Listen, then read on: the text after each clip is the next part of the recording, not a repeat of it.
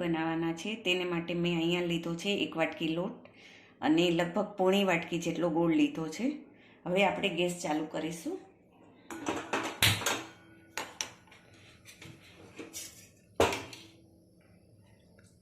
તેની અંદર લગભગ 2 ચમચા જેટલું હું ઘી નાખીશ।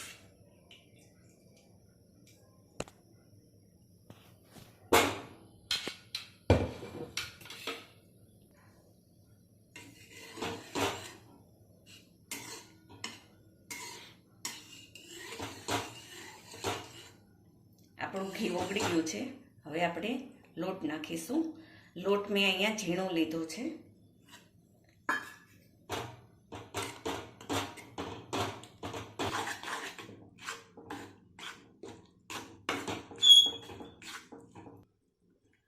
ગેસ આપણે ધીમો રાખવાનો છે જેથી આપણી સુખડી સારી રીતે શેકાઈ જાય।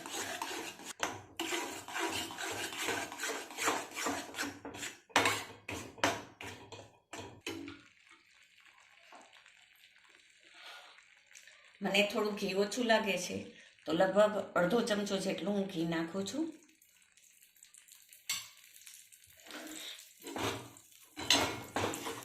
જેથી આપણો લોટ સરસ રીતે શેકાઈ જાય। આપણો લોટ જો એકદમ ધીરે ધીરે શેકાય છે। ગેસની ફ્લેમ એકદમ ધીમી રાખવાની છે જેથી આપણો લોટ સારી રીતે શેકાઈ જાય।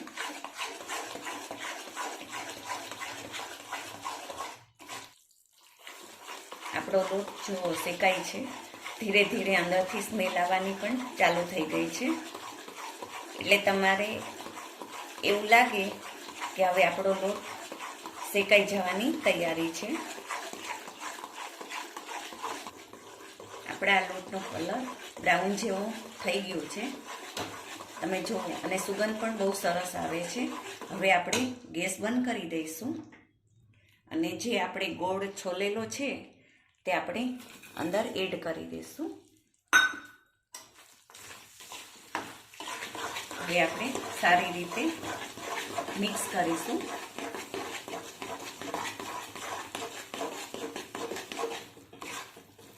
હવે આપણે અહીંયા લગભગ અડધી ચમચી જેટલી સૂંઠ નાખીશું।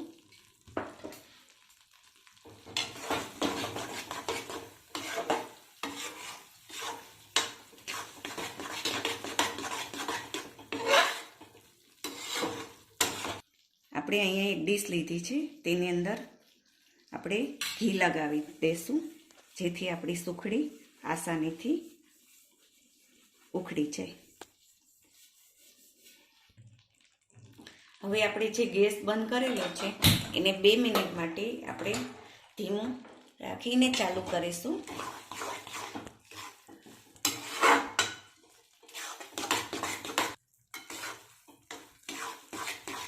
આપણો લોટ ગોળ ઘી સૂંઠ બધું સારી રીતે મિક્સ થઈ ગયું છે।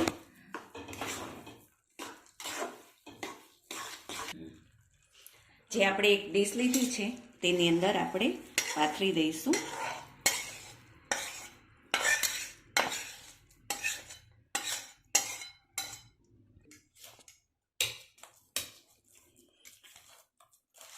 આ સુખડી પ્રસાદીમાં ધરવા માટે ગમે ત્યારે ભૂખ લાગી હોય બાળકોને તો ફટાફટ બની જતી એવી વસ્તુ છે અને તાકાતવાળી છે।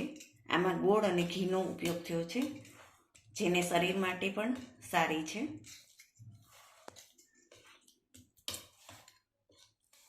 મેં આ સુખડી પોચી રાખી છે।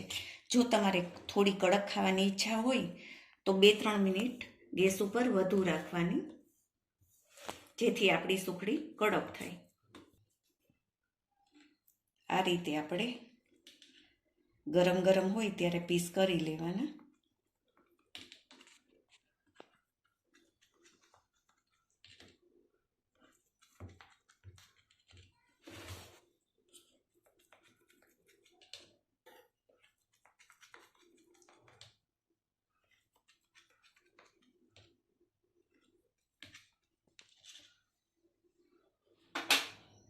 આપણી સુખડી ખાવા માટે તૈયાર છે.